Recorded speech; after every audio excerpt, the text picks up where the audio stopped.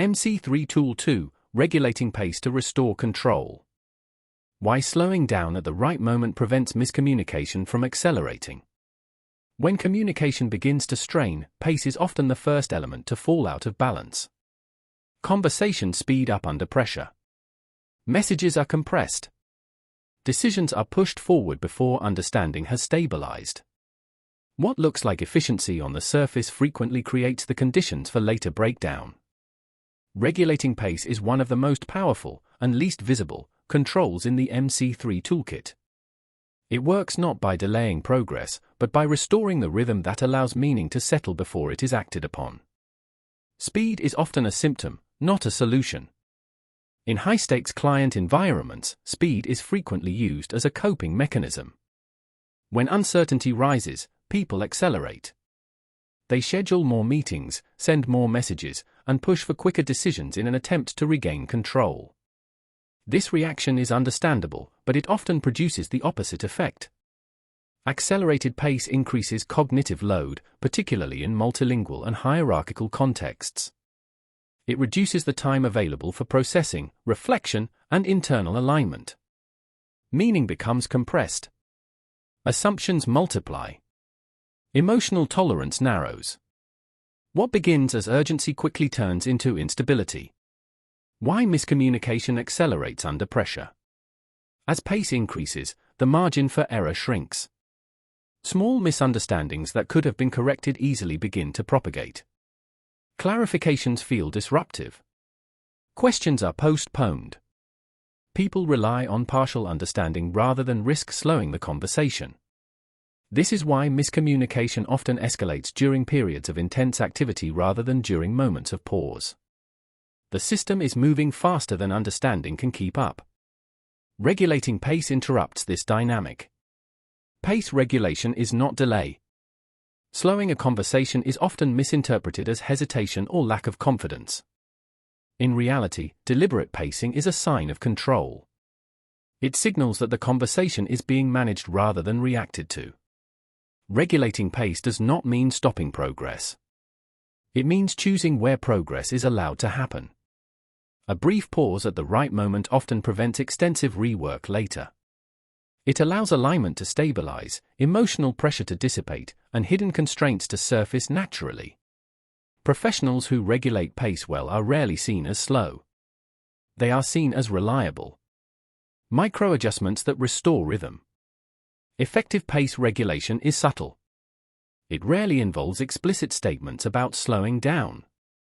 Instead, it appears as small adjustments in structure and timing. A decision is separated from discussion. A complex issue is broken into stages. A follow-up replaces immediate resolution. A summary creates closure before the next step begins. These micro-adjustments restore rhythm without drawing attention to themselves. Multilingual conversations require deliberate pacing. In multilingual contexts, pace regulation becomes essential. Processing information in a non-native language takes time, particularly under pressure. When conversations move too quickly, clients may nod, agree, or remain silent simply to keep up. By regulating pace, professionals give meaning time to stabilize across languages. They reduce the need for clients to manage misunderstanding privately. They allow questions to emerge before assumptions harden. This is not accommodation, it is design. Pace as an emotional stabilizer. Pace is also one of the most effective emotional regulators. When conversations feel rushed, anxiety increases. When pace becomes manageable, emotional capacity expands. People listen more carefully. Responses become more considered. Tone softens naturally. This is why slowing down at the right moment often de-escalates tension without addressing it directly. Emotional pressure dissipates when the system no longer feels overloaded. Knowing when to slow down. Not every conversation requires pacing intervention. The signal to regulate pace appears when understanding feels thin, urgency rises without clarity, or decisions are being pushed before alignment has stabilized. These moments often feel uncomfortable. There is pressure to keep moving. Choosing to regulate pace at these points requires confidence and discipline. It is a strategic decision, not a retreat. From momentum to stability. Regulating pace shifts the focus from momentum to stability. Progress becomes durable rather than provisional. Decisions hold because they are grounded in shared understanding rather than speed. This tool works quietly, but its effects are cumulative. Conversations feel less brittle. Miscommunication loses its momentum. Clients experience the interaction as controlled rather than rushed. How this tool supports the others. Pace regulation reinforces every other MC3 control. It creates space for alignment to become visible, for dignity to be protected, and for emotional climate to stabilize.